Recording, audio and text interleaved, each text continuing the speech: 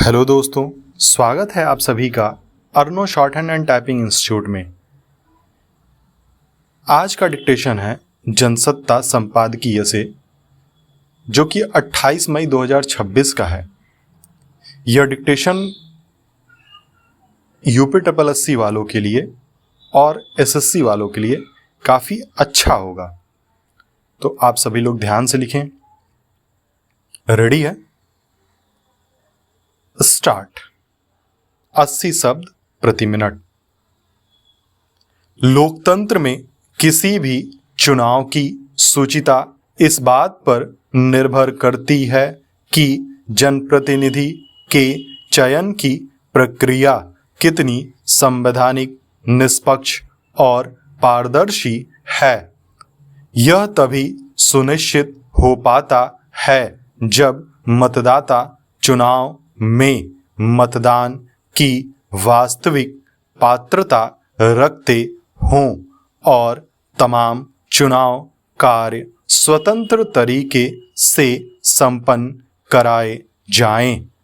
इसकी जिम्मेदारी निर्वाचन आयोग पर होती है और वह समय समय पर मतदाता सूची में संशोधन करता रहता है, ताकि जो व्यक्ति मतदान के लिए पात्र नहीं है या जिनका निधन हो चुका है, उनके नाम सूची से हटा दिए जाएं।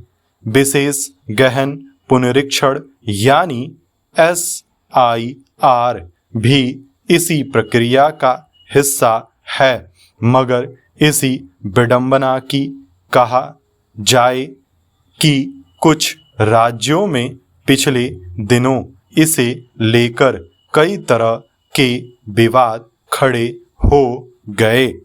यहाँ तक कि इसके औचित्य पर भी सवाल उठाए गए।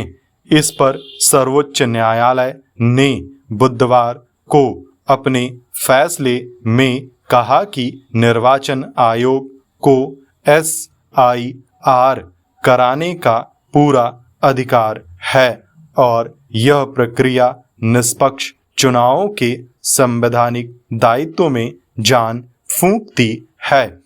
स्वतंत्र और पारदर्शी तरीके से चुनाव की अनिवार्यता को आगे बढ़ाने में यह महत्वपूर्ण कड़ी है।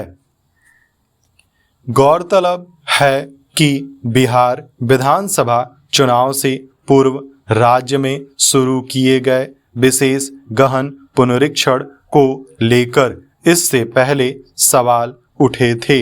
विपक्षी दलों ने इस प्रक्रिया के समय को लेकर प्रश्न उठाया था।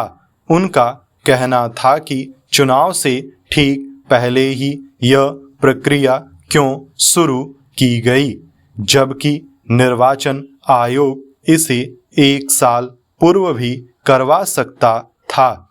इसके बाद आधार कार्ड को नागरिकता का प्रमाण पत्र स्वीकार नहीं करने को लेकर भी विवाद हुआ, जो सर्वोच्च न्यायालय तक पहुंचा और अंततः निर्वाचन आयोग को इस मामले में अपने कदम पीछे खींचने पड़े।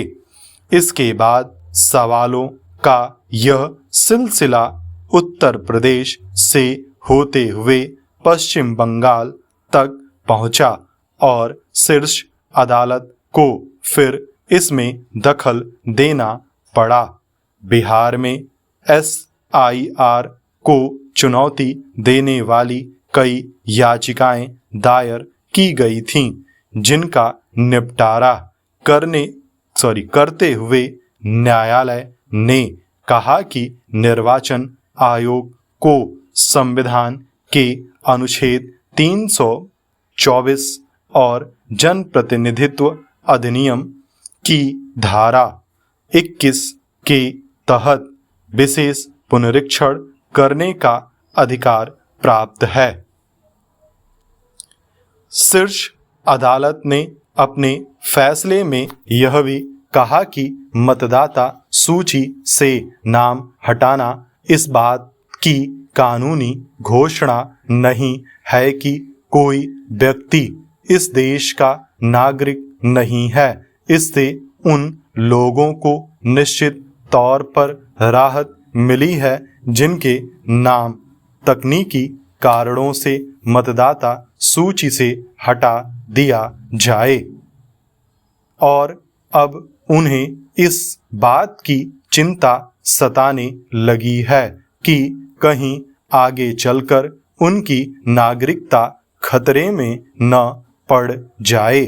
यह बात सच है कि चुनावों की शुचिता को बरकरार रखने के लिए मतदाता सूची में संशोधन जारी है, लेकिन कोई पात्र व्यक्ति तकनीकी कारणों से मताधिकार से वंचित न हो, इसकी जिम्मेदारी भी निर्वाचन आयोग की ही है।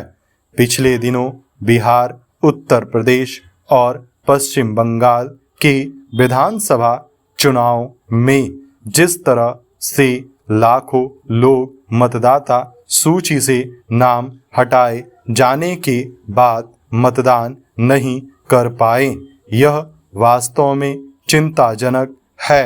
हालांकि मताधिकार से वंचित होने की स्थिति रोकने के लिए शीर्ष अदालत ने निर्वाचन आयोग को निर्देश दिया है कि नागरिकता के आधार पर हटाए गए सभी नामों के मामलों को 4 सप्ताह के भीतर सक्षम प्राधिकारी के पास भेजा जाए और उन्हें अगले विधानसभा या स्थानीय निकाय चुनाव से पहले अपना निर्णय देना होगा।